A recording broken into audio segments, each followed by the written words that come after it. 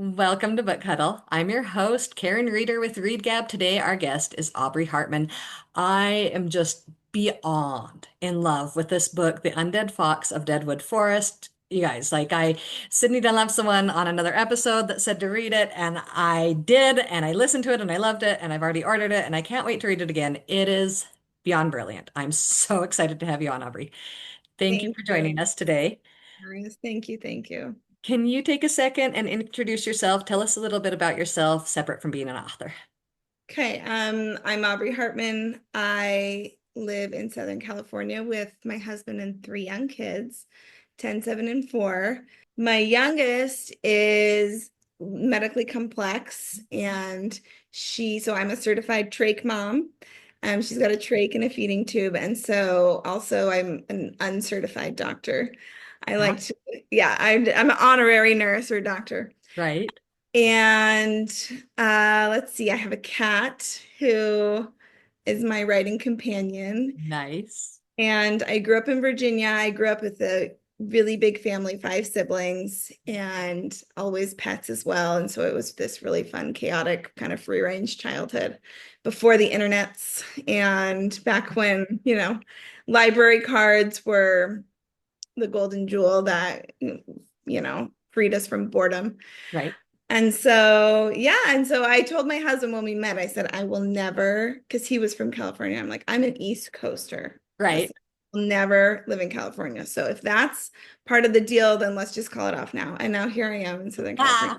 Ah. How I ended up here, but I do love it here. It's sunny, Oh. but I do miss the seasons of Virginia. I think maybe that is why I wrote a book about a forest Oh. eternal fall because And if I don't, there's going to be any season to be eternal, let's have it be fall. oh yeah. Oh Unless yeah. it's early spring before it gets too hot, one or the other. It's autumn. No, nothing better.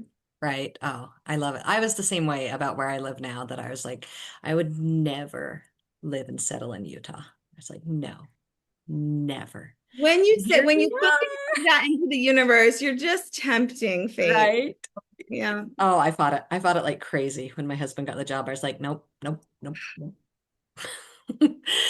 All right, so we're going to do an author icebreaker, and it's from the Mixed Up Files of Mrs. Basil E. Frankweiler. So Claudia runs away in the book to a museum, and she just lives there for days. Where would you just love to run away to? Well, okay. So when I was a kid, like I said, I'm from a big family. Right. And so when I was a kid, I was probably around 10 years old or something. I remember there was this day, and everyone in the family had wronged me. And so I decided to run away. This was, back before you had cell phones or gizmos. So if you disappeared, you just Right. disappeared. And so I wrote my, goodbye note, left it on the counter, Nice. packed up my little rucksack, whatever it was. And then I went not far. I went not far. I didn't make it very far. I made it across the street to this kind of copse of trees across from my Uh-huh. house and hid in the copse of trees and just waited for panic to ensue. Everyone to run out and say, "Where's Aubrey? Oh no, she's lost." Because I'm number 3 of Yeah. 6 kids. Hmm. I'm smack in the middle. And I waited and I waited. I don't know how long I waited. Oh, It felt like hours. right. Started to get dark and I was getting really hungry. The saltines in my pack had been eaten long ago. And so then Oh, I went back into the house and I found the note right where I left it. And nobody had read it. no one had read it. No one Oh. had read it.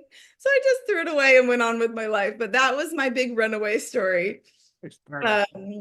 Thanks Venturing for out noticing, guys. to the cold, harsh world. Yeah. And so since then I kind of gave up on that dream of running away and having a big adventure. But Oh, oh man, that's a little heartbreaking.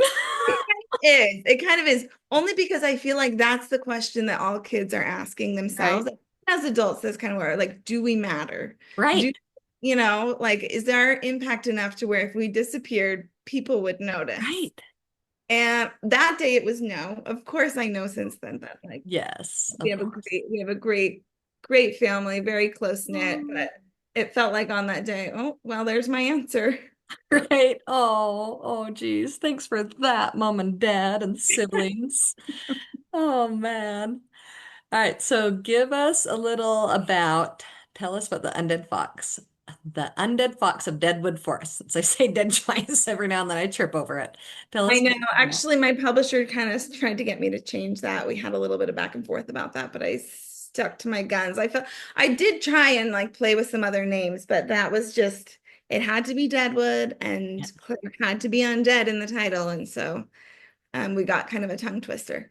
But the Undead Fox of Deadwood Forest is about an usher named Claire, and an usher is this guide who lives in this everlasting forest of everlasting fall, and he helps guide the wandering souls that come through Deadwood into the afterlife.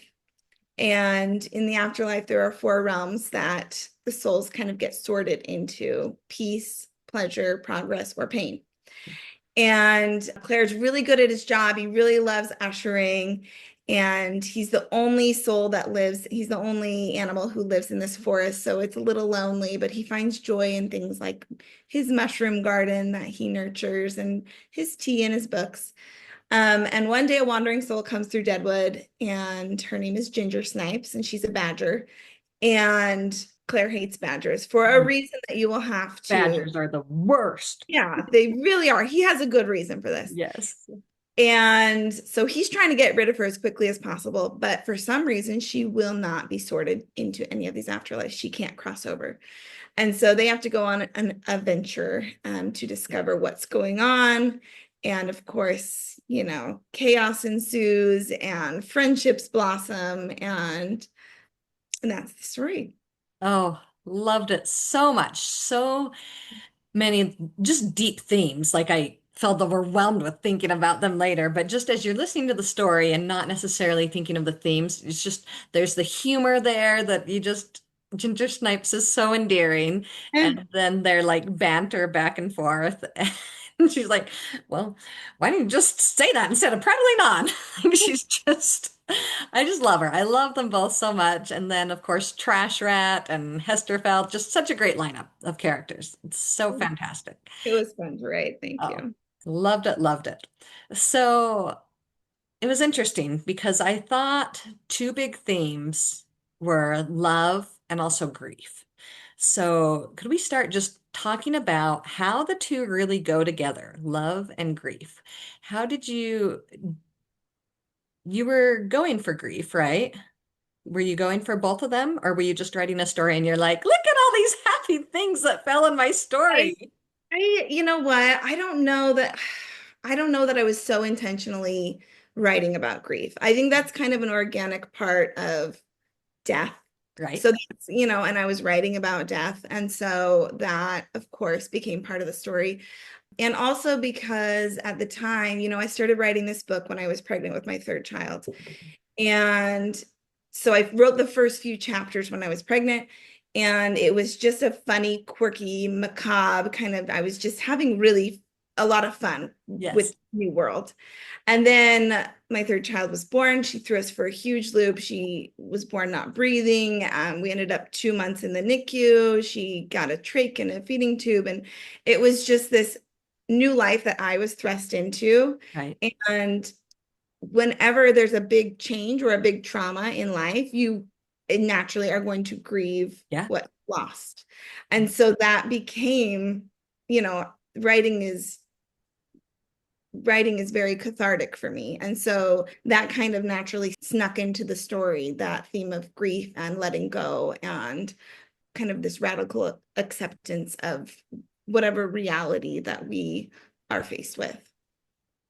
But to your question before about how grief and love go together, I think they're just intrinsically, that's just they have to go together because Right. we only grieve something if we've loved it. Yeah.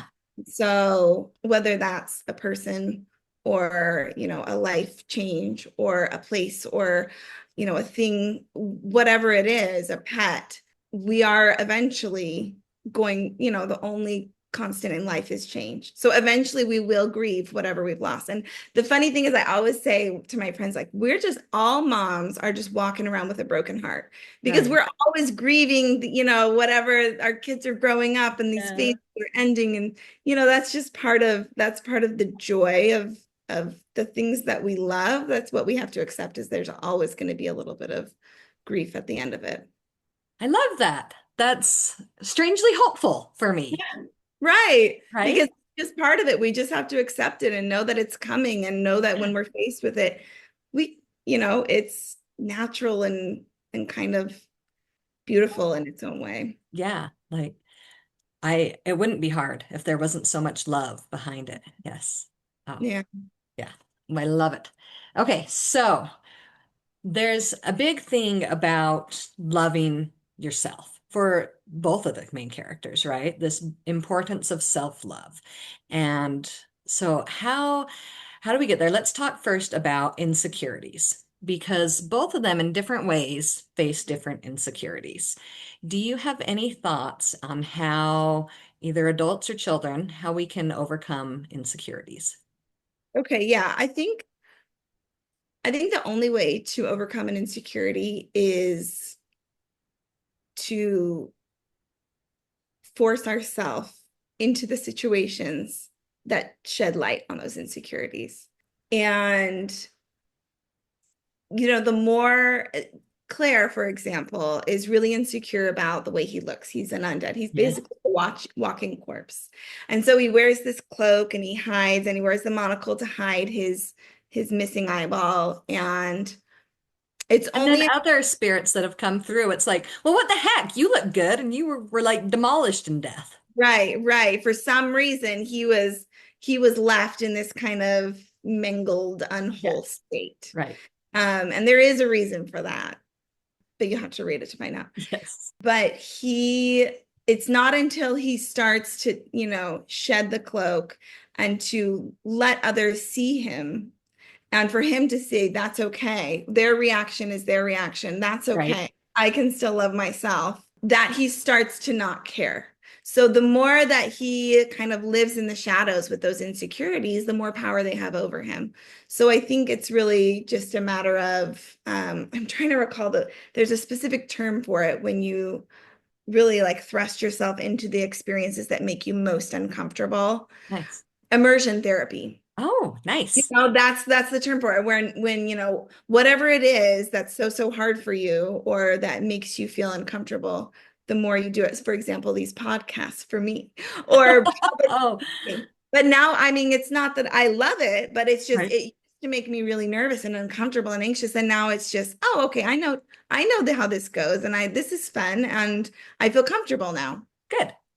So yeah, I guess that's my answer. Just whatever makes you most insecure, just force yourself to put it out there. If it's whether it's, socializing, making friends, whether it's whatever, but Right. part of how you look, just see what happens when you live your life exposing that or stepping into it or, you know, facing that head on, and see how that makes things a little bit easier with time. That's beautiful. Yeah, and with time, like we just did Yeah. the The Forgotten Magic of Zoe Turner. And she has anxiety, Uh-huh. but in the end, when she's being asked, are you okay? She says, "No, I'm not, but that's okay. Like Mhm. I'm going to do this." And Mhm. so you can decide to do it, and it might still be hard, to face these insecurities and to come to a point, but it's such a powerful thing to find this self-love for yourself and to be comfortable in your own skin, just being happy who you are. That Right. can be a powerful thing for all of us, whatever point we get there. Hopefully, we keep it as children, because I think very few children aren't comfortable being themselves as very young children, right? But then they Yeah, lose that, they become kind of, insecure. absolutely teenagehood, all of that's just a hard time, and then it can be very easy to become full of self-doubt or whatever, Yes. and then maybe like in our 30s and 40s we Then start to we get accept it. who we are. It doesn't matter, but there's definitely that, I think that very natural progression and recession of Yeah, self-love, and just, hang in there, just hang right. in there. That's right. Well, and I think so much about, and I'm trying to remember how Ginger Snipes feels towards his looks. Like Claire's always thinking that everybody feels a certain way, Yeah. but is it really up to him to choose what other people think? Yeah, some people have responded poorly, but you don't get to choose what Yeah. other people think. Give them a chance, Exactly. So one thing Ginger Snipes at first when she first meets Claire, she right? has the same reaction as everyone else, like, "Whoa, that happened to Yeah. you. Like, what Mhm. are you?" And that just kind of in Claire's mind is just another, it, it's just solidifies that okay, Yes. he could not be without his cloak and monocle. And but then as their friendship develops, then Snipes starts to see him for who he really is. And she says to him, "You're letting a lot of idiots weigh in on what should be a one-person decision." And he's like, Yes. and she says, "Whether you love yourself." And so that was kind of an epiphany moment for Claire that, there's only one person involved in this relationship, and that's me and Yes. myself. So we can't allow other people to have a say in that. Right, right. This is about self-love. And yes, can we really be able to fully, this is what I wonder. Can we really be able to fully love somebody else if we're not loving ourselves? I I've just a thought. I'm like, can we? Can we really? Will it affect the way that we love somebody else? And I think we can. I think I've known people in my life that have had a lot of hard, that have had struggled with self-love, but have Right, been also very generous with right. loving others. Very good. So I think that we can, but I just think that they don't. And that's kind of Claire too, right? Like he is this very generous, warm, giving soul Right. who never really gave himself that same kind of love. Yes. And so he was the one who suffered for that. But I do think that people are able to love others without Without fully loving themselves. themselves. Yeah, Yeah. I just think of, Because we think of how many people are insecure and yeah. they can give love. But Mhm. maybe it can impact receiving love. Can you Yeah. receive love better if you have more self-love? Yes, exactly. I think it's harder for us to receive love when we don't believe that we're worthy of that. Right, right. Self-love is worth pursuing. There are many reasons that it is worth your time Yeah. to have that love and compassion and joy for yourself. Hmm. Definitely. Absolutely. Love that. Why do you think we do the things? What motivates us in what we do? Like he ends up farming and loving mushrooms. Do you Mhm. think there are different driving factors that motivate us to do the things we love, or do we come to love them simply because we do them? I think it's both. I think it's kind of a chicken or the egg question. Right?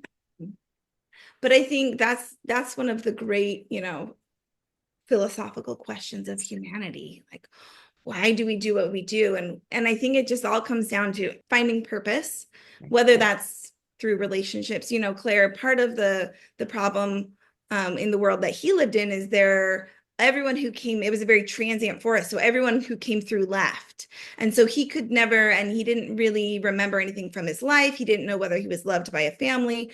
So he didn't have any of those solid relationships that would give him purpose, that were, had continuity or were there to stay.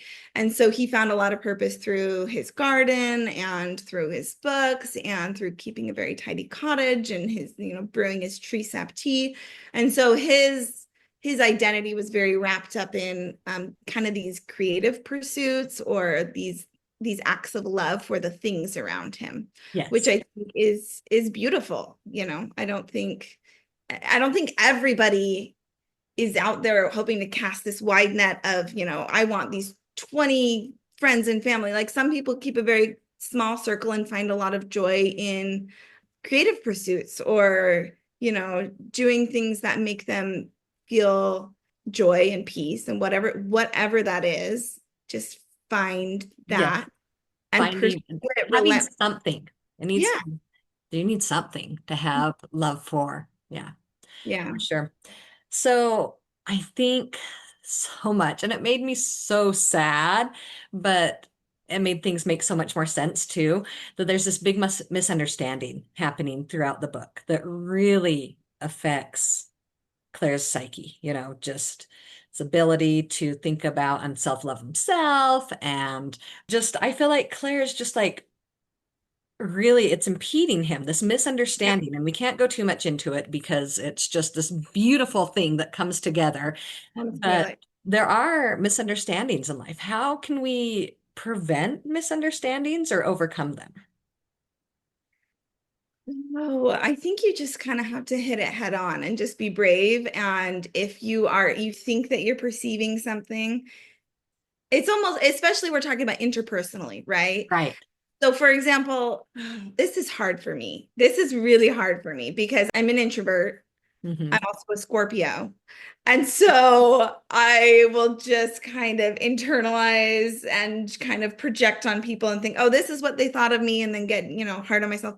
But I think, for example, the other day, my son always plays with another child in the neighborhood, Right. and we always play together. And then he went over to his house maybe like 5 to 10 times in a row, and he couldn't play. And Right. so automatically I'm like, oh, the mom is saying no, something happened, or maybe she doesn't like my kid. And Mm. so maybe I shouldn't send him over there anymore. And Right. you create this whole narrative in your head Yes. that's very true, because that's what we do. And especially me, I'm a storyteller. And so Yeah. I'm always creating these narratives. And so my husband, who, is more practical and pragmatic, he said, just text her and Right. Something see, wrong. Yeah. like, Just hey, does everything good? And it was so, I was like sweating. I just did not want to get I caught I in will any not. kidding me, because I don't want those. Maybe you could ask her husband for me, dear. I know, like, could you do it? Could you walk over there? So I did. I sent the text, and of course the text came right back like, no, we've been busy. Like, send him over another time. And then I realized, oh, that narrative was just a complete fabrication. Right. I did that. So I think, just communicating and just facing things head on, and being, whatever, courageous to ask or to Yes. front.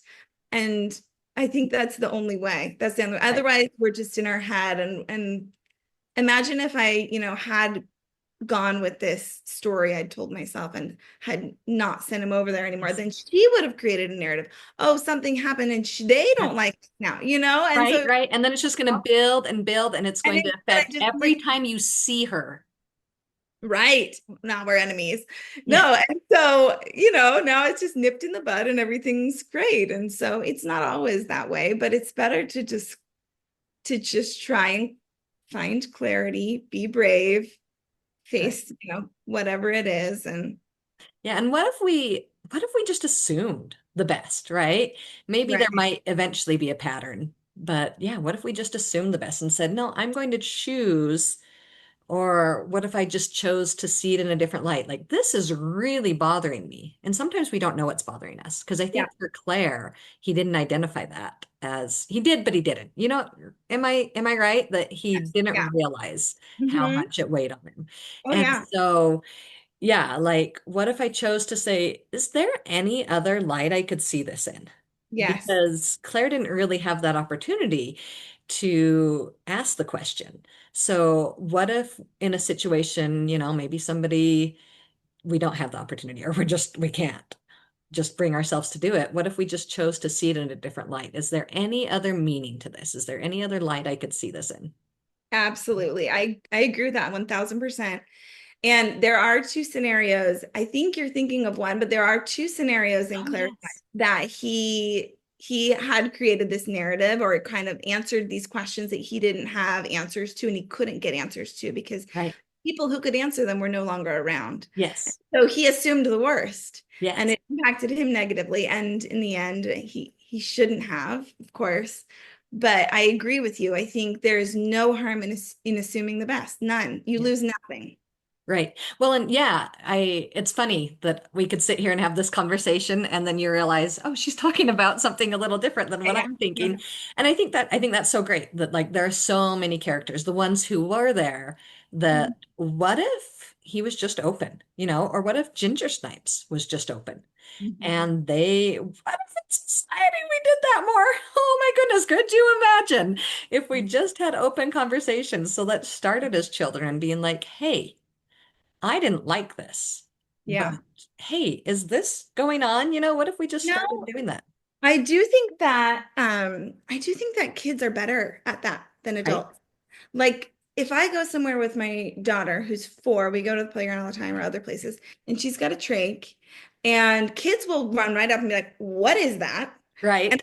I have to explain it to them. And then sometimes their parents will be like, "No, shh, shh, shh, shh." Right. Like, no, no, this is no problem. I love the open communication and the curiosity and the just, yeah, you're right. Just like put it out there. Just say Right. what you mean, say what you mean, ask what you want.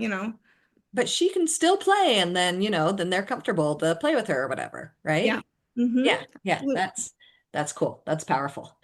So, my last thing that I wanted to talk about on this whole just lovely thing about love, and just coming around is acknowledging painful memories.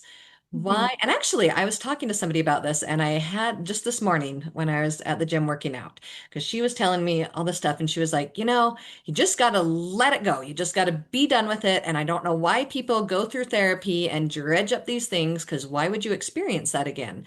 And I thought, well, sometimes it is important because you can't cope and move on if you don't experience it again. And so it was interesting to meet somebody who felt so intensely different from me on this, that why acknowledge painful memories, I think she's right and you're right. I right? think everybody copes differently. And, if you're not functional, if you're not well emotionally managed, then maybe try a different way. But Yes. if it's working for you, like I think I think it is important to acknowledge painful memories to work through them and then set them down. Hmm. I think we can become Too obsessed. too obsessed Mm. with trying to work through it. And there are some things that we can never work through. There are some things that are when we are wronged in any, in certain ways that will never be right. But we have to set them down in order to keep progressing and to move on Right. and find joy again. Yes. And ultimately that's what we all need is to progress. And I think those two big things, to find joy in life and to progress in life. Yeah, Yeah. absolutely. I love it so much. And you know what I love so much is that you're like, I think both. And so often we feel so strongly about different things that there could only be one way. And maybe Right. there are. I had a great conversation with Stuart Gibbs. We've got this conversation up there that sometimes it's important that even when there is only one right way to you, you've got to work with people and give and take to make progress. So there are Yeah. those things. But there Yeah. are some things in life that, like you were saying, both could work. What one works for you? Right. Right. I don't think like there's no wrong or right answer for how we journey through life. I think you've got to find whatever takes you on the most joyful path and whatever helps you to, function the best. And so Yes. for example, me, I tend to probably agree with your friend. Okay. Not that I think that's the right way, but that's what I do. I just, I have That's what you need in your life. our little traumas and I compartmentalize that and I move on and I'm Right. doing okay for now. Maybe later that's something I'll need to explore, right? But for now, If it's doing not affecting your happiness and right. success in life, then why? Yeah, absolutely. Yeah, love it. Yeah. All right. So, what's next? Do you have a book in the works or I something coming out soon? I have a book in the works. I don't know if I'm allowed to say anything about it Okay. yet, but I just signed the contract a few days Yay. Can you ago. just tell So us maybe the age it's for? Is it another middle grade? middle grade. Yes, Okay. it's middle grade. So it's a Your middle first grade. one was the Lion of. The Lion of Larkhays Manor. I really like long tongue twister titles. I don't know how that ended up being my brand, but The Lion of Larkhays Manor came out, yeah, 3 years ago or so. It's also a fantasy set in the contemporary world, sprinkle of magic. But those are real humans. Oh, and also Samson, who's a flying lion. So Oh, nice. yeah. Nice. Okay, so we'll keep an eye out. There's something up and coming that Yes. we can look Yes. forward I'm to. sure an announcement. I don't know. I probably should have asked her before if I could say anything, but my editor, but I'm sure you'll see an announcement in PW soon. So, Excellent. yay. Yay, so fun. All right, will you share one of your favorite children's books that you can recommend for the audience? Yes, I sure will. This was such a hard question. I know it I is. mean, because then I have all of my favorites from when I was a kid, and Yeah. then I have my favorites from now that are coming out, that like the middle grade industry, I think is just where all these amazing writers are, and I just love so many of them. But this is the book. This is Gary Schmidt. Okay. Okay, now, have you read this? I have not. I have another National one Book of his over Award. on my shelf to read, and I read his most recent that he wrote with somebody else, Beach Day. But that's all I've Okay. read of his. I yeah, I they're sitting there. So Huh. I'm not like being super original. It's won the National Book Award. But this is the book that when I was starting to break into, I kind of initially started writing I mean, I wrote three full manuscripts. Right. And then some trusted critique partners and my mom are like, no, you have the voice for middle grade, really. Right. I'm like, I don't know, middle grade. I don't know. I don't know that industry very well. And then I thought about it, and all the books that I loved growing up were middle grade. Like Right. these are the books that made me read a writer. So this one's one of his older ones. But I didn't read this growing up. I read this when they said, why don't you read this one and see what he's doing? Okay. I read it and I was like, oh, like it has so much heart Nice. and is so voicey and so immersive, and you really love the characters and are rooting for them. And that was when I realized, oh, that's what I want to write. And that's the kind of books I want to write. I want to write the The books that emotion that you're creating. bittersweet, yeah, like will have humor, equal parts humor, and probably you're gonna cry, and but you're gonna leave feeling like just really satisfied and fulfilled. And Okay for Now was the book that kind of made that click for me when I started writing. So Nice. All right. I will have to check it out then. Hopefully it's got a good audio because that's how I tend to consume anything that's already out is I audiobooks. can't speak to the audio, but I'm sure it's phenomenal. It's just a Right. great book. But awesome. Well, thank you so much, Aubrey. I love your book. I can't wait to see what's next coming out. We'll have in the description how people can find you so they can keep an eye on what's up and coming. And everybody just go read. I know that some of our parts of our conversation were vague because we try so hard not to give spoilers. So go read it and then listen We again. waxed really philosophical today, but it was so fun. Right? Yeah, we did. I love it. Good Thank you dive. so much. Thank you, Karen.